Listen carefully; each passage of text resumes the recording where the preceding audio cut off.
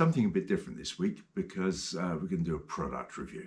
And as I've said before, I get a constant stream of emails from companies asking me to review products. Most of them are utter nonsense and I put them straight in the email bin. But I did get one from a company that I was aware of. The company's called Vevor, and they make a range of useful tools and equipment, and their prices are very reasonable. In fact, their little motto is tough tools, half price, which sounds good. But they wrote to me about a diesel heater that they make. And in fact, they make a range of different diesel heaters, some of which are the ideal size to fit in a boat. In fact, Hazel's boat, Alanya Wally, had a diesel heater in it that wasn't working, that we took out. And one of these that they make would be, size-wise, an ideal replacement for that. So I was interested. And we're here in Germany. It's late autumn, early winter. It's getting cold. And I've got a couple of projects I want to do, making some parts for the boat. And so, the last few years of boat building, and even before that, I've been out here in the winter and it's been freezing cold at times.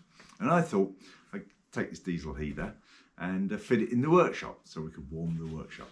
So that's the idea. Full disclosure, first of all, they've sent me this diesel heater for free. However, I can assure you that this will be an impartial review. That won't affect me. So I'm going to install the thing. We're going to, first of all, have a look at the parts that come. I'm going to install it. We'll run it up, test it, and I'll tell you what I think of it. So I've got the box open and we've got, let's get all this out of the way. And then we'll have a look at what we've got here.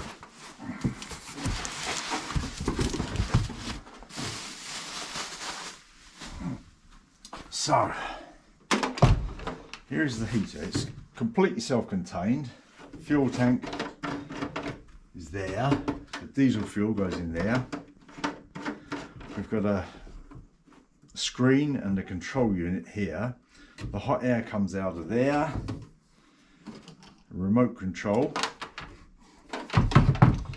And this is the wiring. And I believe it's 12 volt. I believe we only need the red and black. Air goes in there to blow through the heater, and underneath for the combustion unit we've got the backmost one's the air in to the combustion chamber, and the front one is the exhaust. And it comes with a piece of exhaust pipe which fits on there, and inside of here, stowed away, is the air intake pipe with a little air filter, all just slots together. It comes with clips as well. That's nice. It all just pops on there. And clearly you've got various routing options. Pops onto there like that. Now the exhaust has to be led outside, of course, because it's burning diesel, so there's carbon monoxide involved. And you don't get a through hull fitting for obvious reasons, really, because they don't know what sort you need for your installation. So you have to buy some kind of through fitting to lead the exhaust outside.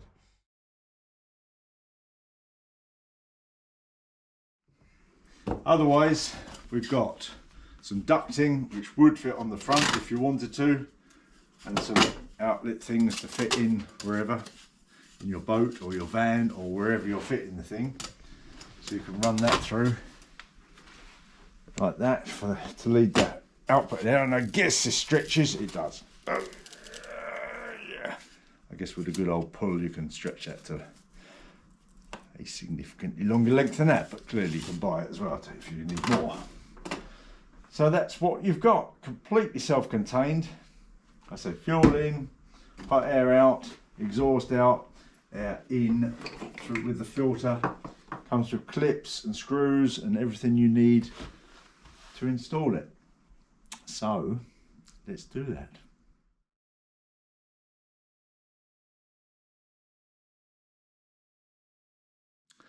So making a start on the installation, and I'll show you what I've done so far. Is I've got it sat up on some blocks just to raise it off the desk, off the bench a bit, and the reason for that is so that the exhaust will run without touching the wooden bench or anything. I've installed my through hull there, and I've made a very clever little doorway for that, so that in the summer I can take the heater out, pack it away, close the door, and there's no sign of it. It just comes out in the winter to do some heating. So I've installed the through hull there in the doorway. Exhaust pipe's running there. I've got to put some clips on it still. I've got the air intake and filter to put on with clips. That'll be the next job. And then we've got a 12-volt battery here, which I'm going to stand beside it, hook up to the black and red, put some diesel in it, and see what happens. You do get this little silencer, which I'm going to, well, I think I'm going to put in later, or leave out. I can't imagine it's that loud, so we'll see.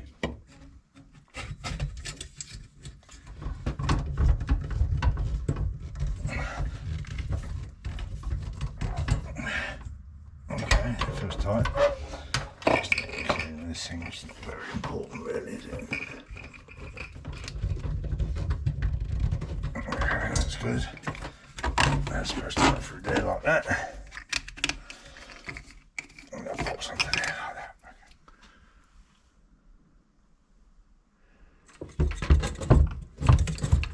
That goes on there like that. That's going to come there and there like that. Okay. The wiring is all here. Okay, so needs to come around there like that. Okay.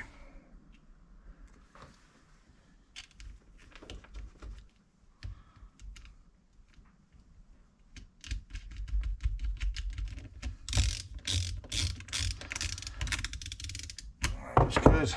Put that through there. It lights up instantly.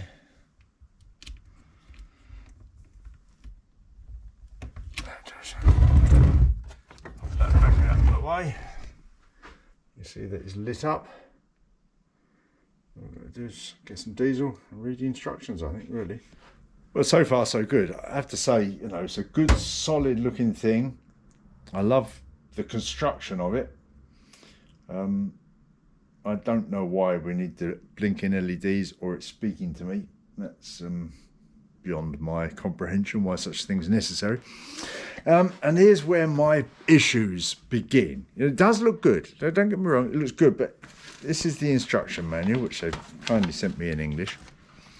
And it says, so I'm now to the point of wanting to run it. It says, the heater has manual set, the output power mode and automatic constant temperature mode. In the automatic mode, the heater, according to the temperature difference between setting and room, automatically adjusts the output power. In the manual mode, the adjustable power range for level 1 to 10. In the automatic mode, the setting temperature adjustable for 8 to 36. I'm not sure that I recognise that as being English. They're English words. And I can sort of make sense of it if I try hard. So it is where it falls down, isn't it? The manual's nice enough, but I wish I'd employ someone to write some sensible English. Let's put some diesel in it, shall we?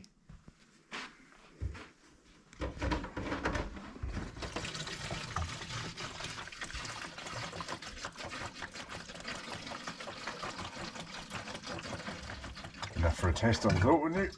Yeah, it should be. Yeah, let's see what happens. It's the on button. Start heating.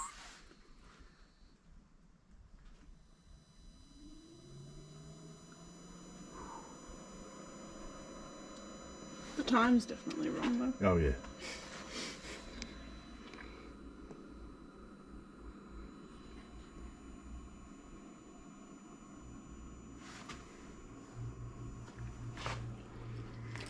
Right. So I'll just wait for it to do something. Hopefully it's in some kind of 4 phase there. So this bit of the instructions is okay. It's just this paragraph here is dreadful. And this, you turn on, off the heater, press the on off key to turn on or off the heater. You know, that's understandable. Change the run mode, press the on off key more than 3 seconds to change the run mode for the heater. It will loop at manual mode and automatic mode. Still blowing that cold at the moment. Oh, that's doing something. that's an interesting noise. Sounds a bit like a pump. It does say here, after starting the machine for 3 to 5 minutes, it will work normally and heat up. Please wait patiently. Okay, so we're waiting patiently. Still cold. The fan speed is increasing. Oh, this is quite exciting, isn't it? Please be patient. Oh, stop making that plonking noise.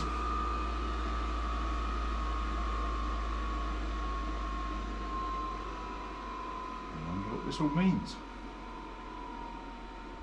Oh look, it's burning. I hear it burning. Holy mackerel.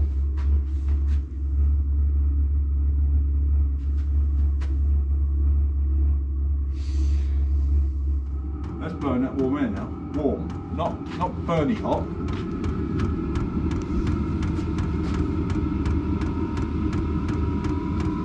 It's making noise, isn't it?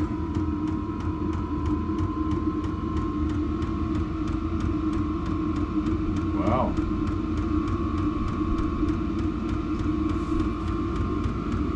Yeah, that's you can feel that it's pleasantly warm. Agree? Yeah. Yeah. Pleasantly warm. Yeah.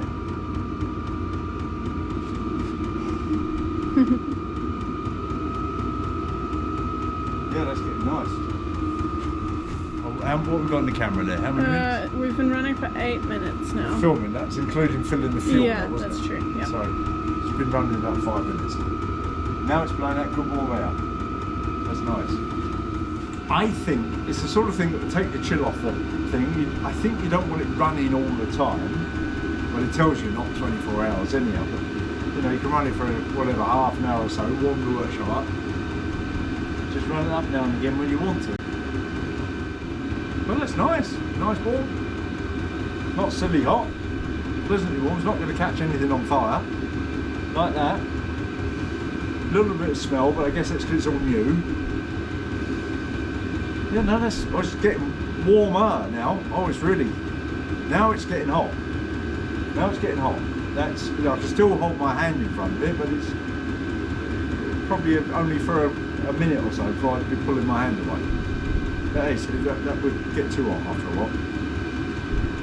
Now it's running properly. Well, I think I like it, you know. I think I like it. Now, clearly, it needs more testing, doesn't it? You know, I've installed it, we run it up now, it's pumping out proper hot heat now. So it's hardly a long time test, this.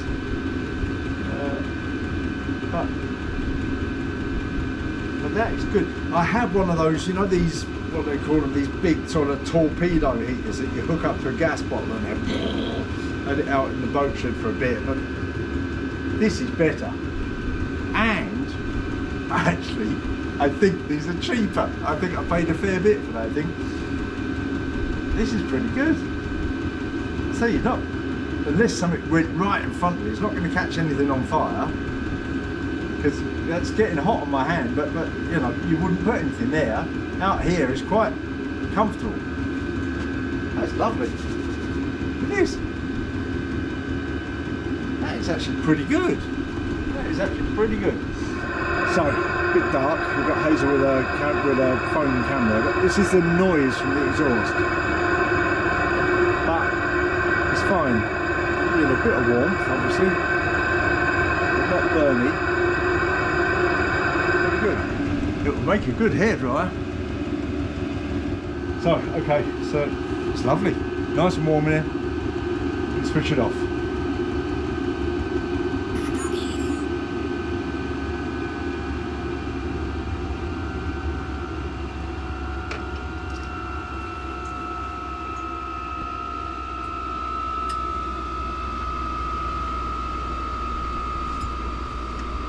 Box isn't hot at all. The outside, that's all good.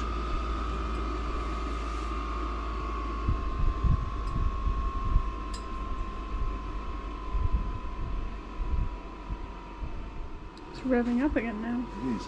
Well, I guess it's cooling down the you know, the burner. can't leave that too hot, can it?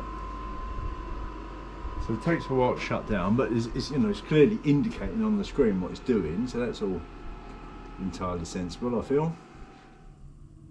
Thanks for using. I wish you a safe journey. And it comes with this little fuse holder, so if you just pop the fuse out, turns it off. A switch would be easier. Okay, well now I've run it up a few times and I have some opinions. Let me tell you what I think of it. Generally speaking, I like it. I think it's a solidly built piece of kit. It's fairly loud when it runs, but I should say that the camera microphone compresses sound, so it makes everything sound the same sort of level. The heater isn't as loud as it sounds on this camera. It does make a bit of a noise. And if you look online, you'll see all sorts of YouTube videos and whatever of people trying to make these sort of heaters run a bit quieter. So there's some tips there how you can quieten it down. Bit loud, but it does give out a really good heat. It'll warm the workshop really well, really well. I think it's quite economical on diesel as far as I can tell. So that's super. I'm a bit concerned about the exhaust pipe, which I would rather it be like a two-walled thing, so the outside wasn't so hot, or clad in some heat-resistant material. And the sort of electronics bother me a little bit. It certainly doesn't need to speak to me. They could have saved the money on the speaking bit and spent it on having some better English in their manual, frankly. And the digital element worries me. If we think about my good old Dickinson, which is probably 50 years old, there's nothing digital about it and it still works perfectly. And if I feel, and of course I don't know, but if something's likely to break, it may well be the digital element of this and not the actual mechanical parts of it, which I think are pretty solid. But in terms of value for money, you know, they don't cost much, these things. And I think value for money, it's a good bit of kit. We'll leave it there. Thanks for watching. Talk to you next time. Bye.